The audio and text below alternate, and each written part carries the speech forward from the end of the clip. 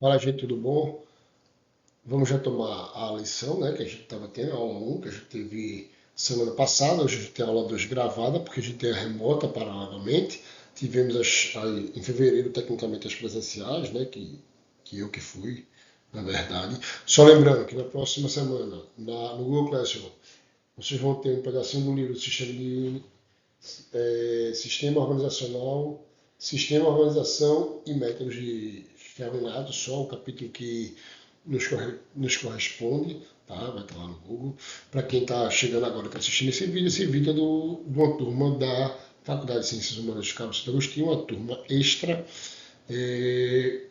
de Organização de Sistemas e Métodos, uma disciplina do pessoal que voltou para a faculdade agora e está fazendo essa atividade complementar.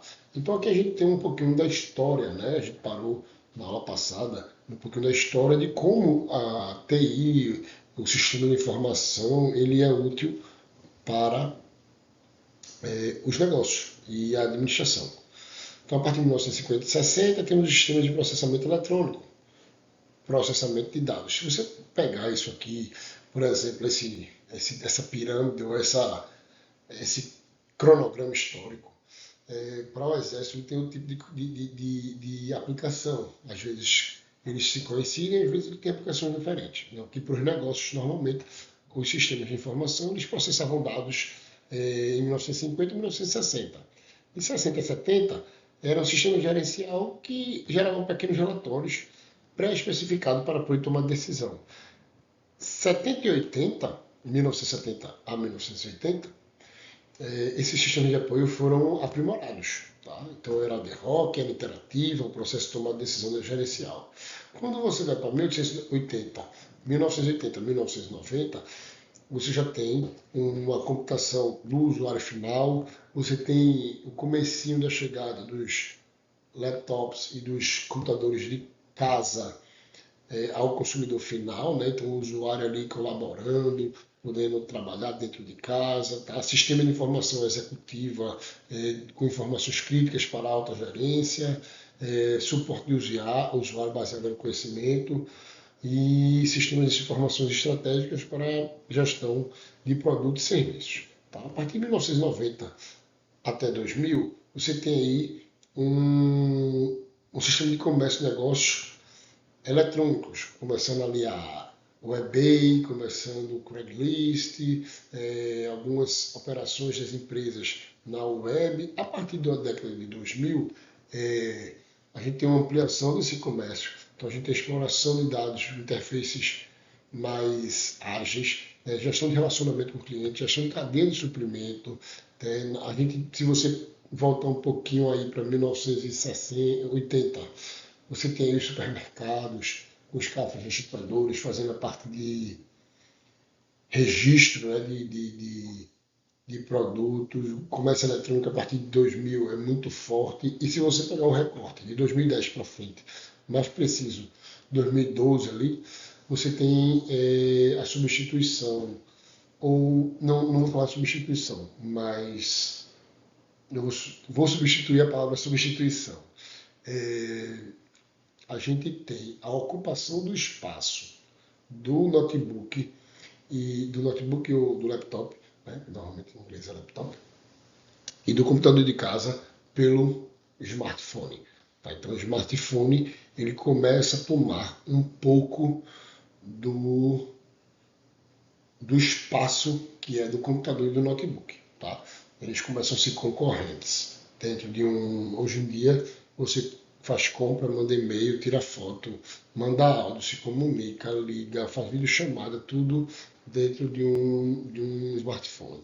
Tá? Então isso aí e aí as empresas hoje estão dentro dos smartphones, dos aplicativos. Antigamente só nos sites, hoje todo mundo tem um aplicativo. Né? Restaurante nos aplicativos como Rappi, como Uber Eats, pedir táxi como no Uber. Né? Você faz compras nos supermercados, nos seus aplicativos, você compra na Amazon, você compra então você assiste filme, série, televisão, que antigamente era uma televisão que você via só dentro de casa. Então, no seu smartphone você tem uma ampliação desses serviços que antigamente só era exclusivo ou da TV, ou você teria que ir no supermercado, ou você teria que ter um computador para fazer tudo isso. E o smartphone ele engloba todos esses serviços. Tá? Então, de um modo geral, quando a gente vai ter essas atividades, a gente tem um papel como pró-administrador, o principal papel do sistema, né? Desse sistema você vai ver ali que é a tomada de decisão. Tá? Então, na base da pirâmide tem o apoio das operações e processos. Apoio que ele dá, por exemplo, mas dar um exemplo de apoio à operação, entrega, saída, falta de produto, contabilidade, tudo isso faz parte de um processo de apoio à operação. Quando você tem o apoio da tomada de decisão empresarial, essas informações que estão na base da pirâmide vai para um processo gerencial para quê? Para que se melhore os processos, né? E por cima e para cima é o apoio de estratégia. Qual estratégia a gente vai utilizar para a nossa empresa no futuro, baseado no que a gente tem nos sistemas e o que os sistemas oferecem para a gente de informação. Então, normalmente os principais papéis de informação são esses. Então, já explicado, vamos pegar aqui essas atividades mais mastigadinhas. Sistema de nível de operacional, o assunto e decisões operacionais envolvem questões de ordem prática necessárias ao dia a dia.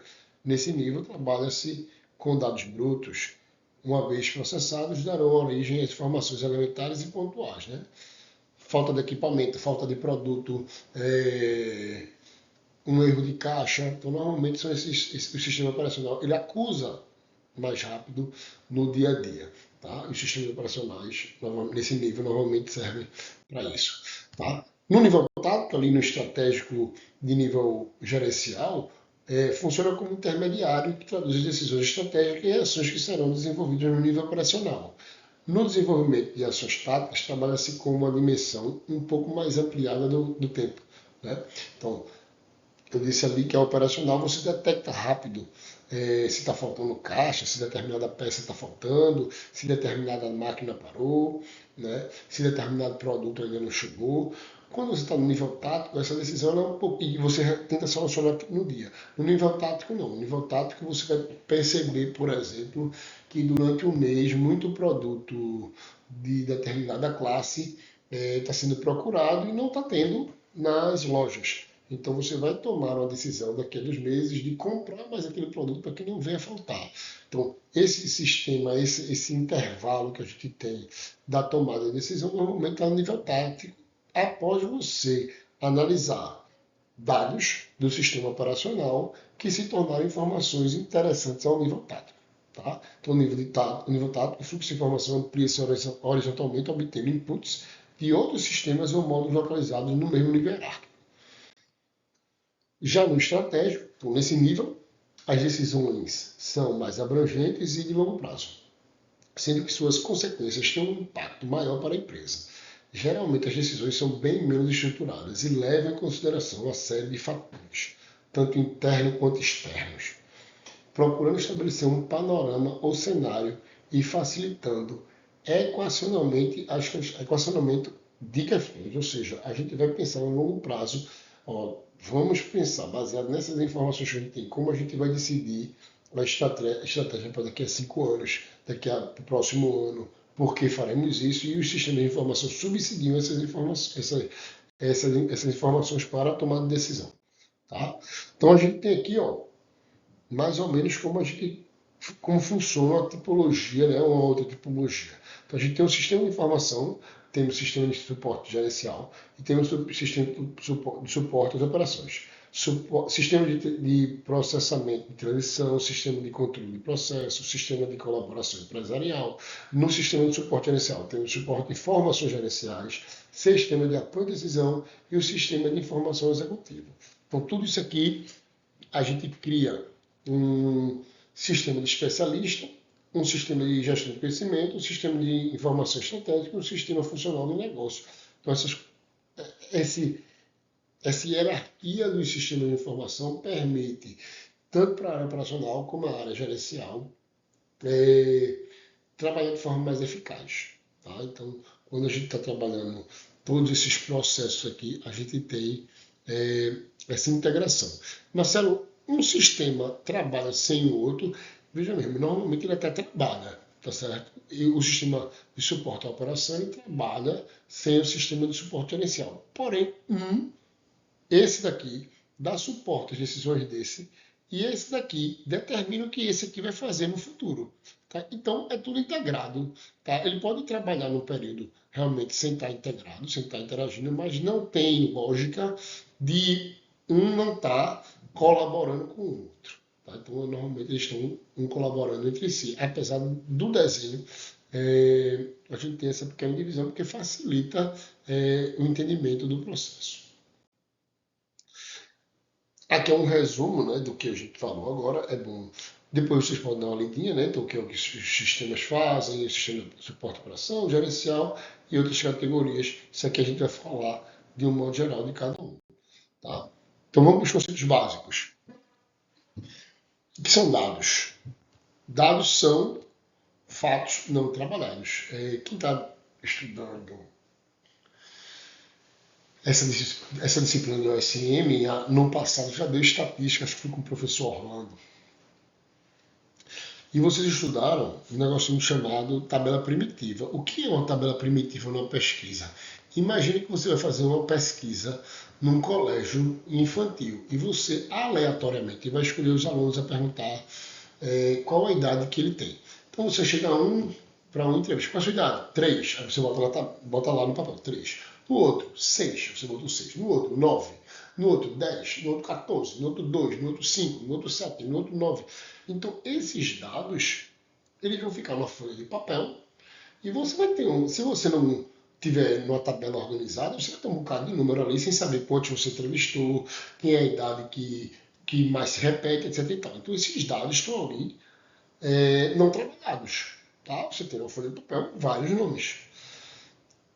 Então, são sucessões de fatos brutos que não foram organizados, processados, relacionados, avaliados ou interpretados, representando apenas parte isolada de eventos, situações ou ocorrências, constituem uma unidade básica a partir das quais as informações poderão ser elaboradas ou obtidas. Se você for pegar um sistema de informação, imagine que você é gerente você é encarregado de recebimento de mercadoria. Todas as vezes você vai chegar a receber o caminhão, você vai registrar lá o número da nota fiscal, você vai registrar o produto que está chegando, o valor que chegou, a quantidade que chegou. Imagine que você recebe por dia vários caminhões de biscoito com vários valores diferentes. Então, no sistema vão ter vários registros diferentes, mas no final, isso aí são dados brutos. No final, você consegue, no próprio sistema, armazenar os biscoitos, quantidade de biscoito de chocolate, quantidade de biscoito de morango, quantidade de biscoito de baunilha, e isso ter, além das quantidades, você vai ter também valor de compra, validade, tudo bem organizadozinho. Isso já é um segundo passo quando o sistema ele organiza. Mas os dados brutos desorganizados são esses aqui que a gente tem quando você faz o primeiro registro. Tá? Então, como o nome de empregado, é mais ou menos o que eu expliquei a vocês aqui. Coloca aqui um exemplo, né, do que são os dados, você tem aí, e a gente tem outros dados, outras informações, analogia do que são dados, mas os dados são diferentes de informação. Quando eu pego esses dados e digo, eu quero saber quantos biscoitos de chocolate eu tenho, qual a validade de cada um, quantos biscoitos de baunilha eu tenho, qual a validade de cada um, qual foi o valor que eu comprei cada um, qual o valor médio que eu comprei, agora você tem uma coleção de fatos organizados de modo que adquirem um valor adicional além do valor dos próprios fatos. Então precisamos que sejam construídas algumas conexões entre esses dados, né? Imagina, dia de entrada e validade do produto. Quando você tem esses dados, vou pegar entrada, validade e preço. O sistema já, quando ele organiza os dados em informação, ele já pode ser programado para te dizer o seguinte, gestor, a data de validade é tal dia. Chegou em tal dia, tu perde o produto. Ou seja, um mês antes, reduz para preço tanto esse produto para dar vazão. uma semana antes faz uma promoção mais agressiva, porque senão tu vai perder o produto e não vai vender. Inclusive, hoje em dia, além disso, o sistema ele sabe, né, os sistemas mais inteligentes, ele sabe qual é a época do ano que tu deve fazer as promoções. Ele vai te sugerir. Como assim, Marcelo? Normalmente, em julho é verão na Europa. As companhias aéreas sabem que existe uma procura muito e é férias, né? Então eles sabem que nessa época existe uma procura maior por passagem aérea para a Europa. A passagem aérea fica mais cara. Então o supermercado sabe a demanda, a hora de vender, a hora de que vende mais, a hora que vende menos. Muito provavelmente novembro é uma época que não vende bem, então eles abaixam o preço. Eles sabem exatamente quando fazer essa promoção. Por quê? Porque se vendeu tanto pelo sistema de computação que o computador já sabe, meu irmão, não vem não, certo? Então, é uma espécie de regra, relacionamento que organizam os dados e transformam em informações. Dessa forma, agregamos valor a essa informação. Essas informações são muito importantes, né? Porque imagina perder um estoque que tu esqueceu que estava passando na validade. É melhor que você venda o preço até às vezes abaixo do que tu comprou do que perder tudo, tá? Então essa aqui é uma dica. É, gente, isso aqui a gente falou na aula presencial, né? A gente falou nessa aula presencial o que é entrada, o que é processamento e o que é saída. Então, essas informações aqui, quando os dados passam por algum tipo de relacionamento, a avaliação, interpretação ou organização, tem-se a geração de informação. Ou seja, essas informações aqui, vocês normalmente já viram em Teoria Geral Administração 1 e já viram em Teoria Geral da Administração 1, que é considerar empresas como sistemas, e vocês devem o SM1 também. O que é isso aqui? Isso é a entrada de dados, dinheiro, em processo de informação, saída. O que, é que a gente tem aqui, que a gente conversou na aula passada? A gente tem a retroalimentação e o feedback para que você faça as ações corretivas. Gente, às vezes você tem uma empresa que tem um bom processamento de dados, uma boa entrada de dados, um bom processamento, uma boa saída de informação aqui, mas o gerente e as pessoas que tomam decisão não conseguem ler e tomar proveito dessas decisões, certo? Aqui está um exemplo, né, de como é a informação. Imagina, eu boto a informação aqui, dados isolados, né, aqui quando você tem 24 graus, 28 de setembro, Santos, São Paulo, 10 17, e botei tudo isso aqui, eu estou dizendo, em São Paulo, no dia 28 de setembro, às 10 horas e 17 minutos, estava fazendo 24 graus. Agora aqui você tem a informação, aqui você tem dados isolados, e aqui você tem a informação. A partir do momento em que os dados são transformados nessas informações, a gente pode tomar uma decisão. Rapaz, 24 graus já dá para eu sair sem casaco. Tomei uma decisão, certo? A gente aqui tem uma evolução aqui de uns dados bem compilados, com gráficos, com suas cores. Isso aqui é a parte de faturamento, por exemplo. A gente vai saber que mês fatura mais, que produto fatura mais, que época do ano fatura mais. Então você qual dá mais de lucro. Então quem vende mais importa, mas quem dá mais lucro talvez importe mais. Então você tem uma série de informações que o sistema pode te dar. Porém você precisa ter ideia do que está fazendo. Você como administrador precisa saber disso.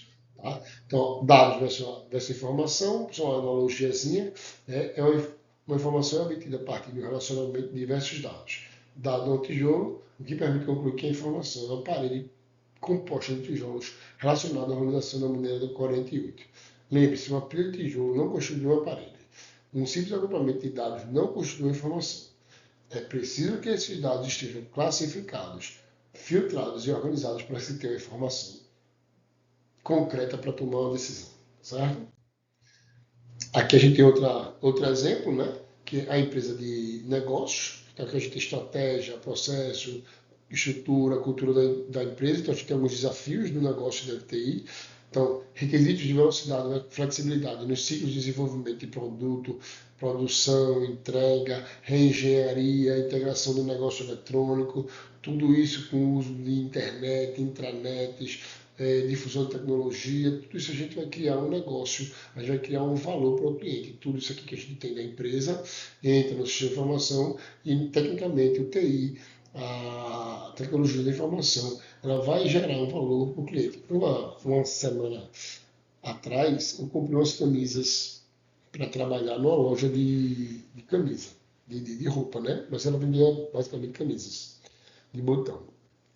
E aí eu comprei online porque eu não queria ir na empresa, paguei o frete e a camisa chegou para mim. Quando eu provei, eu tô meio gordinho, a camisa G ficou apertada.